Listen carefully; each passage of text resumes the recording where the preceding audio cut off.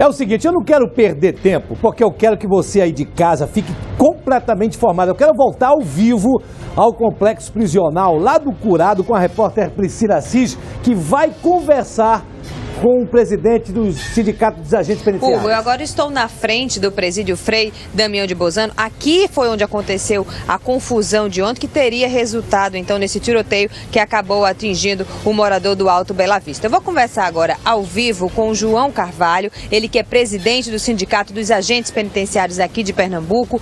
Muito boa tarde, João Carvalho. Explica pra gente o que teria acontecido realmente ontem pela manhã. O que motivou essa confusão aí dentro da unidade?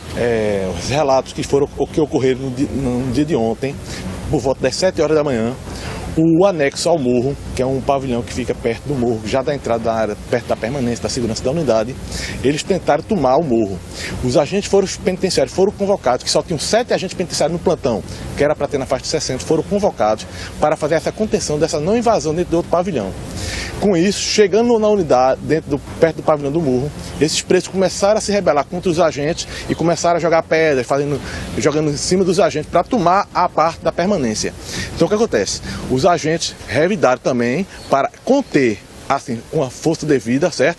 Esses presos que poderiam ter tomado a unidade prisional, tomado o pavilhão do morro e assim poder sair em grande quantidade, certo? Os agentes conteram naquele momento, certo? Um transtorno que poderia ser muito maior. Então, teve realmente dois presos feridos, porém, foi através de uma contenção e devido dentro da unidade prisional. Eu quero alertar aqui dentro do Complexo Curado e nas unidades do Estado, a falta de efetivo, que era para ter uma unidade feita essa presídio Frei Damião de Bozano, no mínimo 60 a 70 agentes por plantão. Hoje no dia que ocorreu, no dia de visita, que iria começar uma visita, certo? Só tinha 7 agentes penitenciários no plantão. Quer dizer, provoca transtorno, a falta de efetivo dentro da unidade prisional. Então quer dizer que isso poderia ser uma tragédia ainda maior. Os detentos em algum momento chegaram também a atirar nos agentes? Veja, nós temos relatos que ocorreu dentro do barulho de tiros entre duas partes. Ter a certeza se dentro da área de motim é muito difícil. Por quê? Porque quando você tem dentro da unidade um processo de rebelião ou de motim, você tem que evitar esforços para conter aquele problema, certo? A gente sabe que dentro das unidades existem armas, 38, pistola .40, que já foram demonstradas dentro da unidade do Estado.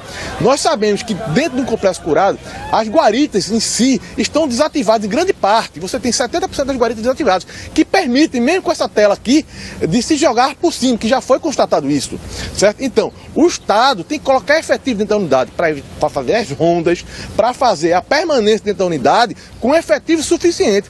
5 agentes penitenciários no plantão e as guaritas desativadas não tem como evitar esses problemas. Sabemos que tem um problema que vai ter hoje o julgamento da OEA. O Estado de Pernambuco sofre uma medida cautelar e tem que ser condenado, colocando efetivo dentro da unidade e cumprir um mandado judicial que na época que foi determinado pela Justiça, que o Estado suspendeu, de 6 mil agentes penitenciários até o ano de 2018. Seu João, os agentes também usam armas tipo fuzil ou não? Temos o fuzil 5.56, porém, isso geralmente para fazer a questão de operações.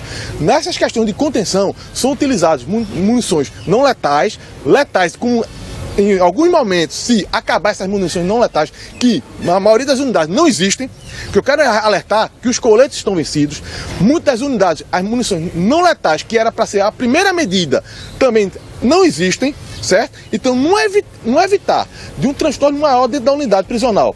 Você, às vezes, pela falta de munição não letal, tem que usar letal como último ponto de se garantir, assim, a garantia da ordem pública e da segurança da unidade prisional. O senhor conversou com alguns agentes, eu acredito, eles chegaram a dizer para o senhor, por exemplo, de onde eles imaginam que partiu essa bala? Eles chegaram a dizer, por exemplo, como foi o desenrolar desse tumulto, se a polícia militar também interviu, se houve essa interferência? Veja, a interferência dentro de uma unidade prisional pode ter tido todos os caminhos. Por quê? Quando você tem um princípio de rebelião, existem presos que querem pular o muro, existem presos que querem conter dentro da unidade da permanência, existem presos. Você tem uma unidade feita, uma unidade dessa, que tem na faixa de 1.800 presos nessa proporção, que era uma unidade que era para ter 500 ou 400 e poucos presos. Você, num momento de rebelião, de motim ou de rebelião, você tem presos para querem sair por tudo que é canto. Então, quem está num cumprimento de dever tem que evitar, porque senão, se ele permitir a fuga ou facilitação de fuga, ele vai responder. Então, para garantir a ordem e garantir o transtorno, para evitar o transtorno na sociedade, nós temos que também cumprir o dever. E muitas vezes ocorre problemas sinistros, certo? Não estou dizendo que aconteceu, mas pode ocorrer, certo? A gente tem que garantir a ordem pública, garantir com que esses presos não possam sair. Também tem que garantir a dignidade humana, mas também tem que dar condições aos agentes penitenciários do estado de Pernambuco, ou de qualquer agente penitenciário, a ser garantia com condições de trabalho, munições não letais, coletes e armamentos, para a gente garantir a ordem pública. Foram 7 contra centenas. 7 contra 1.800. Certo? Eu digo como um agente penitenciário. Então, na condição dessa, ele garantiu a não fuga e a evasão desses presos para fora das unidades prisionais. Obrigada, João Carlos. Vou pedir para o senhor continuar aqui comigo, sabe por quê, Hugo? Porque as denúncias não param por aí. A gente viu agora que tem esse problema das condições de trabalho, mas hoje o sindicato esteve aqui dentro da unidade e a gente daqui a pouco vai relatar que há outros problemas sérios, como que eles apresentam aqui, que seria o risco da falta de alimentação para esses detentos. Eu volto em instantes. Ok, Priscila Assis, então você tem que estar acompanhando o Balanço Geral. Nós estamos destrinchando tudo o que aconteceu ontem. Já tem um presidente do Sindicato dos Agentes Penitenciários. Daqui a pouco a gente vai lá no DHPP, lá também na comoção da família do mecânico no Parque das Flores. Você vai saber de tudo aqui no Balanço Geral de hoje. Priscila Assis, vai lá, bota ela no ar aí, já está no ar, vai, balança.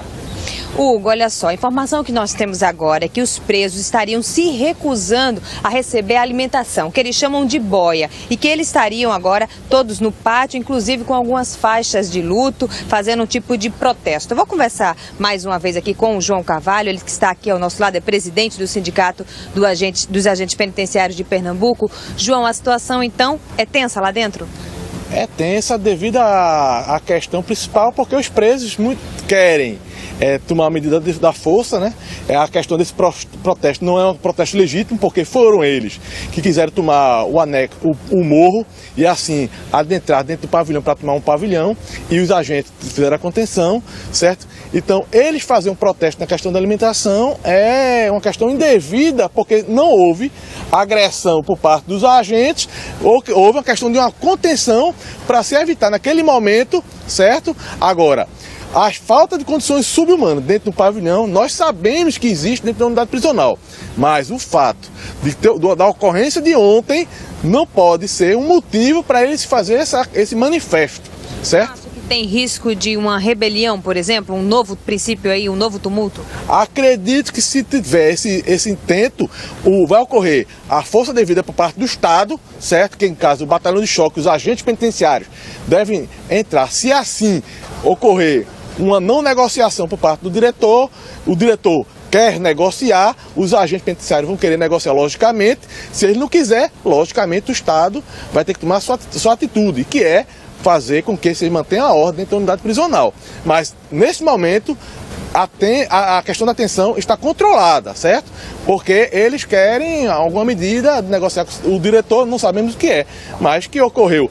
O sinistro ontem ocorreu por causa dos presos que quiseram tomar um pavilhão e os agentes tiveram que manter a ordem e garantir sim, a ordem pública e garantir principalmente o direito à segurança do cidadão e da sociedade.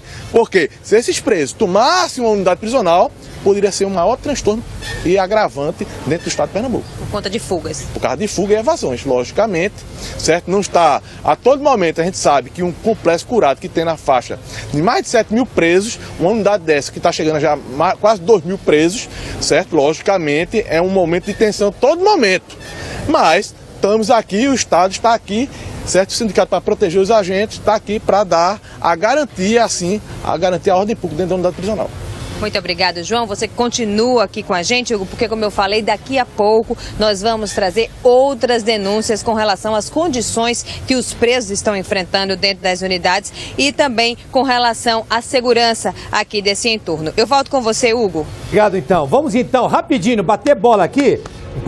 A Priscila Assis tem uma visão privilegiada lá do presídio. Travou? Voltou? Mas não tem importância. Quero mostrar aqui. Bota aí. Bota a Priscila aqui.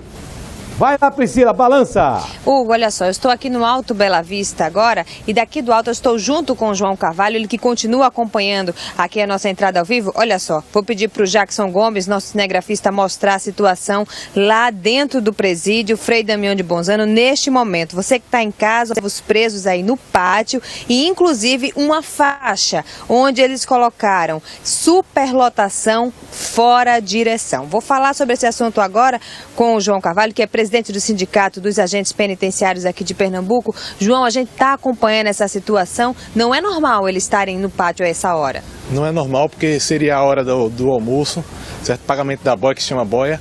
Eles estão fazendo um movimento ali de protesto, que eu vejo de um caráter ilegal, porque a direção do presídio, certo? Ela é uma direção atuante. Se vocês observarem que vem fazendo revista, vem fazendo tratamento aos presos devidamente, certo? Então o que acontece? Os presos muitas vezes, porque você está garantindo a ordem pública, eles querem benefícios, certo? Mas quem tem que garantir benefício é o Estado. O diretor é nada mais do que um gestor. Ele mantém ali, principalmente, vocês observam, uma garantia, certo? De bom serviço, porém os presos estão rebelados por causa do movimento de ontem. Certo? Então, se você tem um movimento, naquele momento, dos presos, indo de contra uma guarda que ia impedir a tomada de um pavilhão contra outro pavilhão, certo? Qual é a função do diretor ou dos agentes? Não permitir que um pavilhão entre em briga com outro pavilhão para não ter muito mais mortes. Então, foi evitado naquele momento.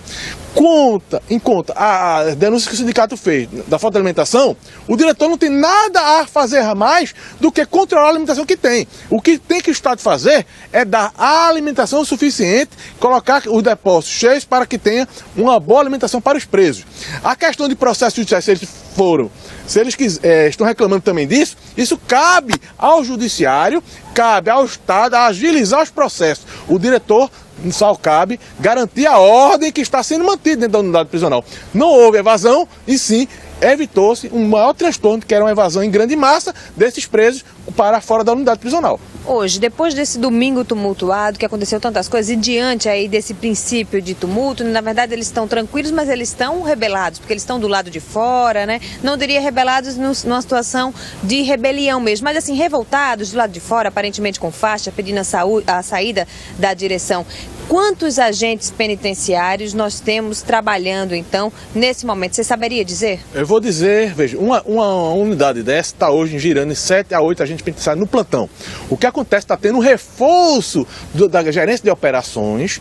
Quando é um caso especial, como está acontecendo aí, você deve estar com uns 20 a 25 agentes penitenciários no plantão por causa do reforço, certo? Não é normal. Não é normal. Você tem uma unidade que a gente constata continuamente de 7 a 8 agentes penitenciários no plantão feito o presídio Frei Damião de Bolzano, que tem que sair para fazer escolta, apresentação judicial. Isso reduz mais ainda o efetivo.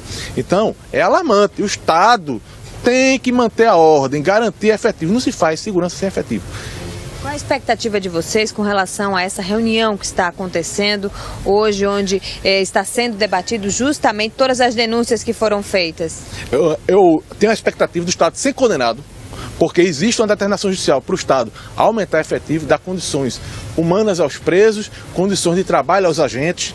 Nós, como sindicato, encaminhamos relatório ao pessoal da OEA, da Organização dos Estados Americanos, encaminhamos vídeos e encaminhei também meu pronunciamento via vídeo para a OEA, para lá passar nessa audiência que está ocorrendo agora às 14 horas.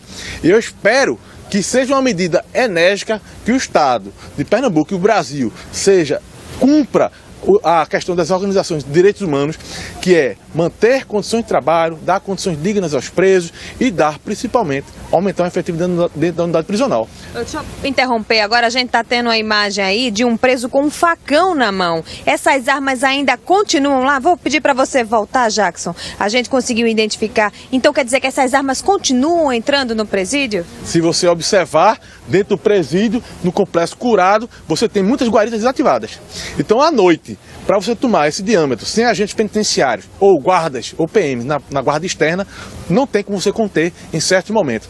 Se faz revista continuamente, se retira esse material. Mas se você observar também, a unidade é revestida de areal. Então os presos muitas vezes recebem esse material, esconde, certo? E você fica, dificilmente você consegue detectar, só quando uma varredura muito grande você consegue pegar esse material. Mas foi reduzido isso aí drasticamente por causa da continuidade dessa revista feita pela direção, mas ainda existe, porque está sendo demonstrado que ainda existe, mas tem que ser colocar efetivo, fazer, dando condições de matérias de detector de metais, matérias para fazer dentro dessas áreas, nessa área, fazer uma detecção desse material. Inclusive a gente está vendo agora presos usando o telefone. Esse alambrado que foi colocado não tem funcionado ou seriam esses materiais talvez já estivessem aí escondidos, passados por essas revistas? Eu acredito que tenha sido jogado. Por quê? O que acontece? Se você, continuamente, a gente tem filmagens, temos fotografias de material sendo lançados, droga, equipamentos, facas, até armas que a gente conseguiu capturar, certo? Sendo jogado por cima do muro, certo? Dentro da unidade prisional é muito difícil porque as pessoas não vão querer sofrer o risco de entrar por dentro da unidade onde tem um detector de raio-x, certo? Então fica muito mais fácil se jogar por cima da unidade. Você tem aquelas telas, mas aquelas telas são insuficientes. Já foi demonstrado que se joga por cima das telas. Por quê? Hoje você tem como jogar um lançador, você tem como jogar certos materiais com facilidade por cima daquela tela. Então, se você durante a noite não tem uma boa visibilidade, você não tem uma área que está sendo colocada, monitorada constantemente, você tem como permitir acesso de materiais ilícitos dentro da unidade prisional. O Estado tem que fazer essa manutenção, essa revista periódica e constantemente, diária, mas só faz isso com efetivo. Não adianta a gente estar convocando batalhão de choque continuamente, se você não tem um trabalho permanente. Todos os dias é obrigação do Estado fazer revista, fazer a ronda, mas não se faz sem efetivo. Isso que eu quero relatar. E o Estado tem que fazer esse ponto primordial, que é efetivo dentro da unidade prisional.